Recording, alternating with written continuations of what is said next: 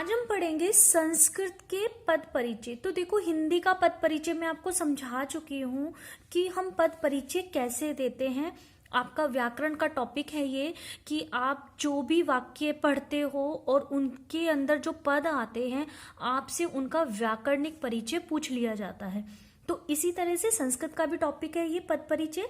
संस्कृत में जो आप लेसन पढ़ते हो उस पाठ के अंदर जितने भी पद हैं उनमें जो विभक्ति लगी है या फिर उसमें जो क्रिया लग रही है, कौन सा लकार लग रहा है, अगर वो संधि वाले वाक्य हैं या फिर कोई अव्यय है, तो ये सब कुछ आपको उस शब्द के बारे में बताना होता है। तो वो उस पद का परिचय कहलाता है, यानी उसका इंट्रोडक्शन देना पड़ता है कि वह शब्द क्या है व्याकरणिक दृष्टि से। तो उसे कहते हैं हम पद परिचय। तो देखिए, पहले पाठ 5 में आपको पढ़ा चुकी हूँ पर्यावरण महोत्सव। आज हम इस पाठ का पद परिचय पढ़ेंगे कि इसके अंदर जो शब्द आए थे उसमें कौन कौन से शब्द थे और उनका क्या परिचय है वो मैं आपको समझा देती हूँ। तो देखो, पहला शब्द मैंने लिया है कक्षायाम। तो कक्षायाम में आप अगर आपके पास आ जाए ये शब्द कि इसका पद परिचय दीजिए, तो सबसे पहले आपको इस पद का मूल शब्द बताना है कि इसमें मूल शब्द क्या है। तो मूल शब्द है आपका कक्षा। तो आप यहाँ 3 कॉलम बनाएंगे। पहले लिखेंगे मूल शब्द, फिर इसमें कौन सी विभक्ति है और कौन सा वचन है। तो आपने सबसे पहले इसका मूल शब्द पहचाना कि इसमें मूल शब्द है कक्षा। अब इसमें कौन सी विभक्ति लग रही है। अब विभक्ति को आप कैसे पहचानेंगे। तो आपने अगर लता शब्द के रूप याद किए हैं तो वो आकारांत स्त्रीलिंग है, तो उसी तरह से ही कक्षा शब्द के रूप भी लता की तरह चलेंगे। तो ये भी आकारांत स्त्रीलिंग है। अब लता की जो सप्तमी होगी लतायाम, उसी के अकॉर्डिंग हम कक्षायाम इसको पहचानेंगे कि यहाँ पर ये सप्तमी विभक्ति है और उसका ये एक वचन है। उसके बाद दूसरा शब्द लिया है मैंने मासस्य। मासस्य शब्द में पद में मूल शब्द है मास। मास का मतलब महीना। इसके अंदर कौन सी विभक्ति है। षष्ठी विभक्ति। अब कैसे पहचाना षष्ठी विभक्ति है कि आप बालक शब्द के रूप बोलकर देखोगे बालकस्य, षष्ठी विभक्ति में आता है रूप बालकस्य। तो ऐसे ही यहाँ पर है मासस्य, यानी लास्ट में जो प्रत्यय लग रहा है आधा सा और य, यहाँ पर लास्ट में क्या लग रहा था आ और म। तो इनसे हम पहचानेंगे कि कौन सी विभक्ति है। तो यहाँ पर है आधा स और य, जैसे बालकस्य वैसे ही मासस्य। तो हमने इसको पहचाना कि यहाँ षष्ठी विभक्ति है और एक वचन। नेक्स्ट शब्द है हमारा महोत्सवाय। महोत्सवाय में महोत्सव, महोत्सव इसका मूल शब्द है। महोत्सव शब्द में हमने कौन सी विभक्ति लगा दी। चतुर्थी विभक्ति। तो हमारा शब्द बन गया महोत्सवाय। तो इसके अंदर कैसे हम पहचानेंगे कि कौन सी विभक्ति है। फिर हम बालक शब्द के रूप बोलकर देखेंगे। तो बालक की चतुर्थी होती है बालकाय। तो हम पहले मूल शब्द लिखेंगे महोत्सव और महोत्सव में आ की मात्रा और य जोड़ देंगे, तो हमारी चतुर्थी बन जाएगी महोत्सवाय।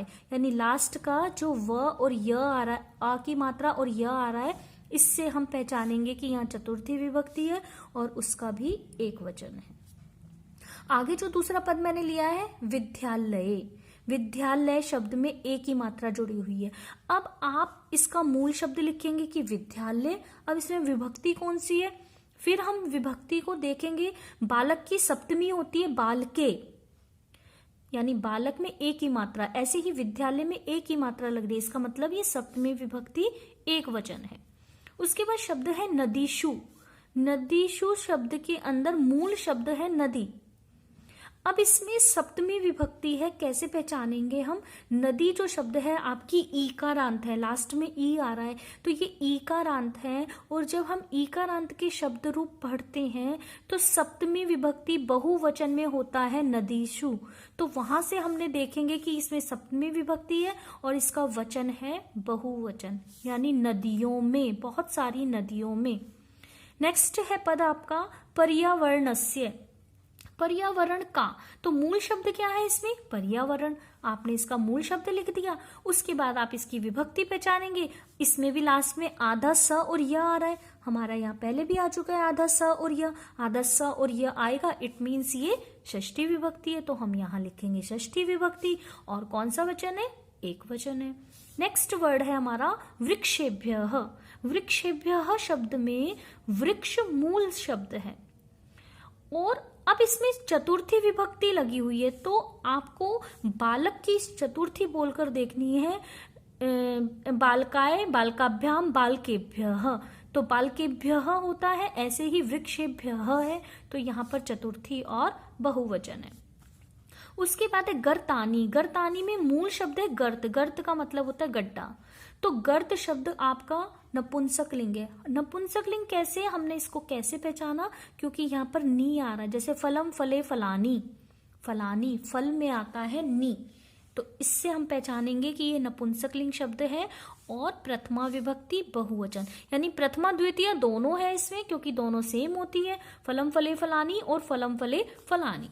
ओके, नेक्स्ट है हमारा अवकरादिनी। अवकरादिनी का मतलब कूड़ा, यानी अवकर, मूल शब्द क्या है, अवकर। अवकर का मतलब होता है कूड़ा। इसके अंदर प्रथमा बहुवचन है, सेम इसकी तरह, जैसे लास्ट में आ रहा है नी, ऐसे ही यहां भी आ रहा है नी, अवकरादिनी, तो ये है प्रथमा विभक्ति बहुवचन। नेक्स्ट है अस्माकम। अस्माकम का मतलब हमारा, तो यहां पर मूल शब्द है अस्मद। अब देखो ये जो अस्मद शब्द है ये सर्वनाम शब्द है, यानी संज्ञा के स्थान पर जो शब्द प्रयोग किए जाते हैं वो सर्वनाम होते हैं, तो ये अस्मद और युष्मद हमारे सर्वनाम पद हैं। अस्मद का मतलब होता है मैं। अब अस्मद की जब आप षष्ठी विभक्ति देखेंगे तो इसका शब्द बनेगा अस्माकम, हमारा, ठीक है, हमारा, इसका अर्थ होता है हमारा, अस्माकम, तो इसमें षष्ठी विभक्ति और बहुवचन है। तो ये तो हो गए शब्द, ये जितने भी मैंने यहाँ लिखे हैं ये सारे जितने भी पद हैं ये हैं सारे शब्द रूप, यानी शब्द से हमने पद बनाया, इनमें विभक्तियां लगाई है। अब मैं ले रही हूं क्रियापद, यानी ये तो हो गए आपके संज्ञा या सर्वनाम पद। अब यहां पर आते हैं आपके क्रियापद। अब क्रियापद का परिचय कैसे देंगे आप, तो वो भी देख लीजिए। तो क्रियापद में पहले आपने पद लिख दिया, अब क्रिया में क्या बताना है आपको, पहले मूल धातु बतानी है, फिर उसका लकार बताना है कि लट लकार है, लोट लकार है, लंग लकार है, या लृट लकार है, या विधिलिंग लकार है। उसके बाद इसका पुरुष बताना है और आपको इसका वचन बताना है। तो देख लेते हैं, पहला शब्द लिया है हमने खनतम। खन का मतलब होता है खोदना, इसमें मूल धातु है खन और ये है धातु का चिन्ह, ठीक है, तो ये धातु चिन्ह है खनतम। इसमें मूल धातु क्या हो गई, खन, तो यानी आपको पहले इसकी मूल धातु बतानी है, मूल धातु को पहचानना है, यहाँ लिखना है मूल धातु, दूसरे कॉलम में लिखना है ये कौन सा लकार है। तो लकार आपको शॉर्ट में जो प्रत्यय, मैंने लौट लकार पहले आपको पढ़ा चुकी हूँ, मेरा वो वीडियो आप देख लेना, लौट लकार को कैसे पहचानते हैं। इसके जो प्रत्यय होते हैं अतु, अताम, अंतु, अ, अतम, अत, ऐसे होता है अ, अतम, अत, तो मध्यम पुरुष में आता है अतम, तो हम यहाँ बोलकर इसको देखेंगे, यहाँ पर आ रहा है अतम, तो यहाँ हमने लिख दिया मध्यम पुरुष और इसका द्विवचन, यानी लकार को पहचानेंगे और लकार के बाद हम ये पहचानेंगे कि ये कौन सा रूप है, ये प्रत्यय लास्ट वाला किस में आएगा, प्रथम पुरुष में आएगा, मध्यम पुरुष में, या फिर उत्तम पुरुष में, तो वो आप पहचानोगे। फिर आप यहाँ लिखोगे पुरुष वाले कॉलम में कि ये प्रथम पुरुष है, मध्यम पुरुष है, या फिर ये उत्तम पुरुष है, और उसका भी कौन सा वचन है, एक वचन है, द्विवचन है, या फिर बहुवचन है। तो ये हो गया आपका खन। नेक्स्ट है कृंतत। कृंतत में कृंत धातु है मूल, मूल धातु पहचाननी है आपको कृंत। कृंत का मतलब होता है काटना, जैसे केक काटना, फल काटना, काटने शब्द के लिए हम कृंत धातु का प्रयोग करते हैं। तो यहां भी है आपका लौट लकार, लौट लकार है कृंतत, तो मध्यम पुरुष बहुवचन। अब इसको भी हम बोलकर देखेंगे, अतु, अताम, अंतु, अ, अतम, अत, तो अतम यहां आ गया, यहां पर है अत, यानी त के पीछे कोई हलंत, कोई विसर्ग नहीं है, यहां पर है अत, तो ये है आपका मध्यम पुरुष और बहुवचन। नेक्स्ट है हमारी शिप धातु, शिपत। शिपत का मतलब होता है फेंकना, छिप धातु, छ क्षत्रिय है ये, छिप धातु, छिप का मतलब होता है फेंकना, तो मूल धातु है आपके छिप, और फिर आप बोलकर देखोगे ये भी लौट लकार है, मध्यम पुरुष है, बहुवचन है, लास्ट में त प्रत्यय आ रहा है जैसे यहां आ रहा है। नेक्स्ट देखो व्यस्मरम, वी जमा स्मृ। अब देखो इसमें मूल धातु है स्मृ, स्मृ का मतलब होता है याद करना, और इसके अंदर हमने लगा दिया है वी उपसर्ग, तब हम जाकर हमारा शब्द बना है विस्मरण, हिंदी में भी जो हम शब्द पढ़ते हैं विस्मरण, वो ऐसे ही बना है संस्कृत की स्मृ धातु से। तो देखो स्मृ धातु में हमने जोड़ दिया वी, तो स्मृ का मतलब होता है याद करना, और अगर इसमें वी जोड़ दिया तो इसका मतलब होता है भूलना। विस्मरण का मतलब होता है भूलना। अब हम इसके रूप चलाएंगे, यानी ये जो पूरा शब्द बनाया है हमने वी जमा स्मृ से, विस्मृ जो शब्द बनाया है इसको हम धातु में लगाएंगे, लकार में लगाएंगे। तो यहाँ पर है लंग लकार का रूप, और लंग लकार के जो प्रत्यय होते हैं अत, अताम, अन, अह, अतम, अत, अम, आव, आम। तो अम जो है यहां पर आ रहा है अम, ठीक है। तो यहां शब्द बना विस्मरण और लंग लकार उत्तम पुरुष एक वचन। नेक्स्ट है पूरयः। पूरयः में पूरय धातु है, य के नीचे हलंत है, लेकिन यहां आप देखोगे य के नीचे हलंत नहीं है, क्योंकि मध्यम पुरुष जो होता है लौट लकार का उसमें ना हलंत आता है ना विसर्ग आता है, खाली अ आता है। ये अ प्रत्यय जोड़ देते हैं, यानी ये जो हलंत धातु है इसके अंदर हमने अ प्रत्यय जोड़ दिया लौट लकार मध्यम पुरुष में एक वचन में, तो अ जोड़ने से इसका हलंत हट गया और ये शब्द बन गया हमारा पूरय। तो ये लोट लकार मध्यम पुरुष और बहुवचन है। अब नेक्स्ट है भवत। भवत में भू धातु है, भू के रूप चलते हैं भव से, ठीक है। अब देखो लौट लकार है ये मध्यम पुरुष बहुवचन। आरोपयामी, आ जमा रोप धातु, रोपण करना रोप धातु है, इसमें हमने आ उपसर्ग जोड़ दिया। अब हम इसके रूप बनाएंगे लट लकार में, आरोपयति, आरोपयतः, आरोपयंती, इस तरह से। तो यहाँ पर है आमी प्रत्यय, आमी लगता है अहम के साथ, यानी उत्तम पुरुष एक वचन। तो ये हो गई क्रिया के पदों का परिचय, यहाँ हो गया आपका शब्दों का, संज्ञा और सर्वनाम का। अब नेक्स्ट आते हैं इस पाठ के अंदर आपने और क्या क्या पढ़ा, इस पाठ में और क्या क्या है। तो अव्यय पदों को हमने देखा, अव्यय पद हमने सारे अलग निकाल लिए कि इस पाठ में कौन कौन से अव्यय आए हैं। जैसे चिरम आया है, यावत, तावत, न, अपि, अद्य, अत्र और च। तो जितने भी अव्यय पद है ये मैंने यहाँ लिखे हुए हैं। उसके बाद जो संधि आई है, यहाँ पर दो शब्दों में संधि थी, अवश्य में, अवश्य जमा इव, ये गुण संधि है, अवश्यम जमा इव, तो ये शब्द बन गया अवश्यमेव। और यहाँ पर है अधिक जमा अधिकान, तो शब्द बन गया अधिकाधिकान, अधिकाधिकान, तो ये है आपकी दीर्घ संधि। तो इस तरह से हम पदों का परिचय देते हैं। तो ये हो गया पाठ 5। इसके साथ ही हम पढ़ेंगे पाठ 6 का भी पद परिचय देख लीजिए। दोनों लेसन आपके कंप्लीट हो जाएंगे। लेसन मैं आपको पढ़ा चुकी हूँ ऑलरेडी, मम दिनचर्या। तो मम दिनचर्या का पद परिचय देख लीजिए। जिन बच्चों ने इस वीडियो को मिस कर दिया था वो यहाँ से पद परिचय देख सकते हैं। तो देखो यहाँ पर जो शब्द मैंने लिए हैं पद, तो देखो पहला पद है घटिकायाः। घटिका का मतलब घड़ी, घड़ी के शब्दों को सुनकर। तो मम दिनचर्या में स्टार्टिंग में ही आ जाता है ये शब्द घटिकायाः। तो घटिका में मूल शब्द है, घटिकायाः में मूल शब्द है घटिका। घटिका का मतलब होता है घड़ी, इसमें षष्ठी विभक्ति लगी हुई है और एक वचन, क्योंकि ये स्त्रीलिंग शब्द है और इसके रूप लता की तरह चलेंगे। जब आप लता की षष्ठी देखेंगे तो शब्द बनेगा लतायाः। तो उसी तरह से ही है ये घटिकायाः, तो षष्ठी विभक्ति एक वचन। उसके बाद है शब्द जलेन। जल शब्द में मूल शब्द क्या है? जल, और जल में लगी हुई है तृतीया विभक्ति। जैसे बालकेन ऐसे ही जलेन, तो जल में तृतीया विभक्ति एक वचन। नेक्स्ट है शब्द गृहात। गृहात में पंचमी विभक्ति है। कैसे? अगर हम बालक की पंचमी बोलेंगे तो बालकात होती है, त आता लास्ट में। इस त से हम पहचान जाते हैं कि ये पंचमी विभक्ति है।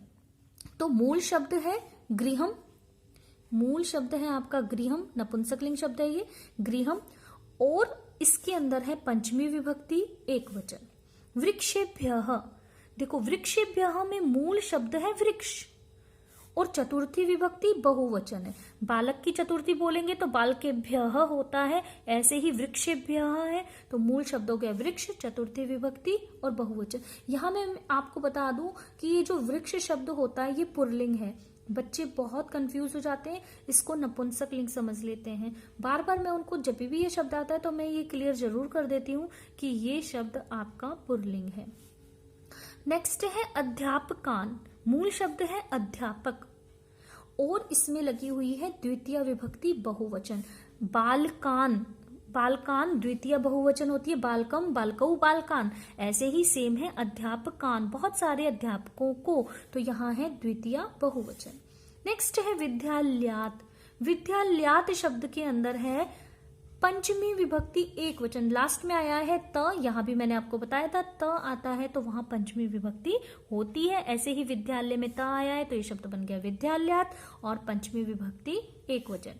निज कक्षे, अपने कक्ष में, एक ही मात्रा लग रही है, बालके, है ना, पहले भी आया था जहां एक ही मात्रा लगती है तो वो होती है आपकी सप्तमी विभक्ति और एक वचन। निज कक्ष मूल शब्द, सप्तमी एक वचन।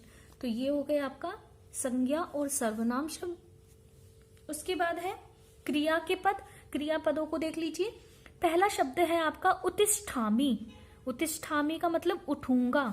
इसमें उत उपसर्ग है और मूल धातु है स्था।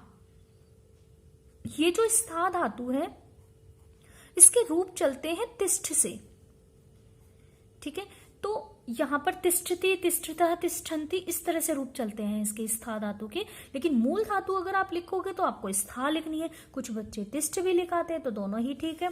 तो यहाँ पर तिष्ठ से रूप चले हुए हैं। उत उपसर्ग में तिष्ठ धातु जोड़ी है और आ रहा है लास्ट में आमी प्रत्यय, है ना, और आधा श भी आ रहा है, श्यामी, श्यावह, श्यामः। तो ये लृट लकार है, उत्तम पुरुष है और एक वचन है।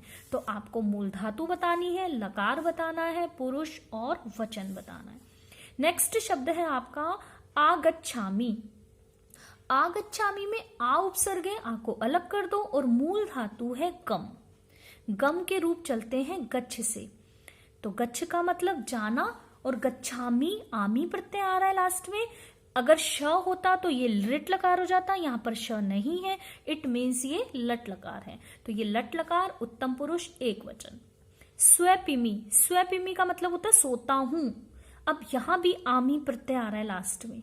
तो मूल धातु है स्वप, स्वप का मतलब सोना, और इसमें आमी प्रत्यय जोड़ दिया तो शब्द बना हमारा स्वपिमी।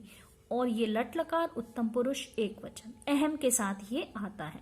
करोमी, ये भी अहम के साथ आता है, करोमी करता हूं। तो मूल धातु है इसमें क्री, मूल धातु है क्री, लट लकार उत्तम पुरुष एक वचन। नेक्स्ट है शब्द हमारा पश्यामी।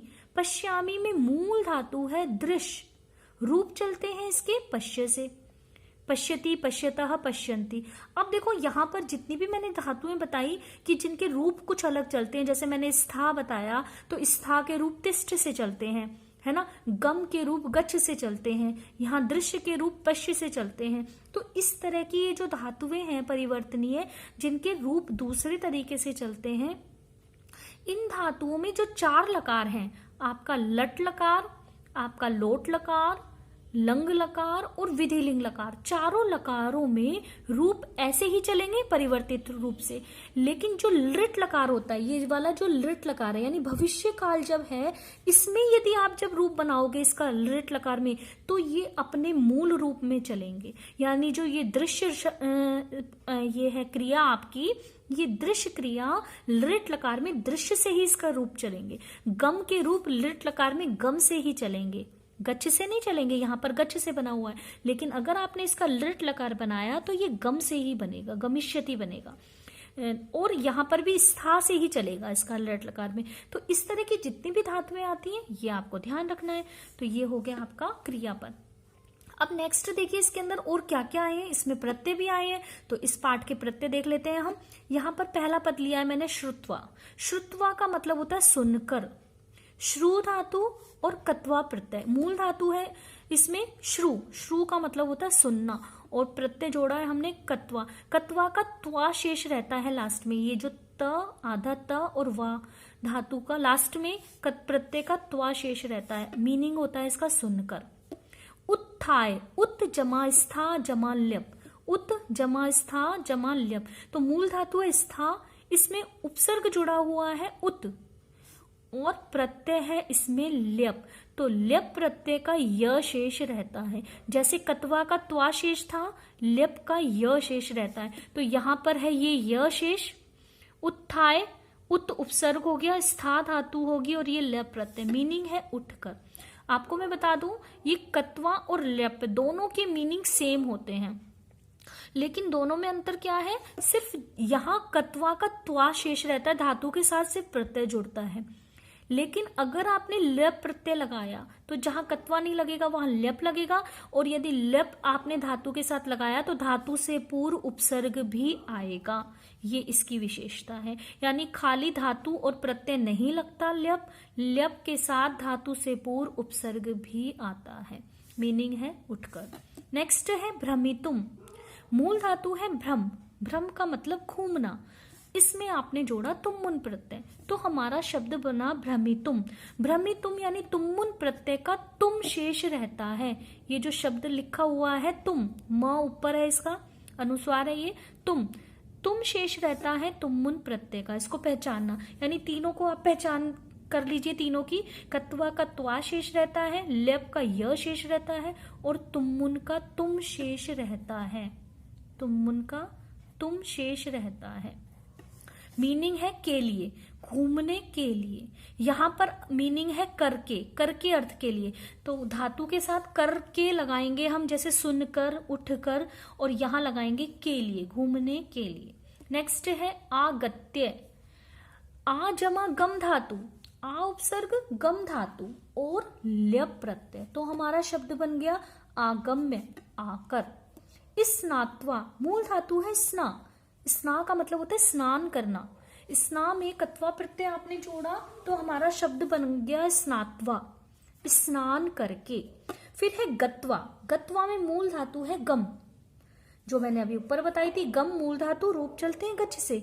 अब इसके अंदर आपने कत्वा प्रत्यय जोड़ दिया तो हमारा शब्द बन गया गत्वा। मीनिंग है जाकर। फिर है प्रदाय, प्र जमा दा धातु, दा रूप चलते हैं इसके यच्छ से,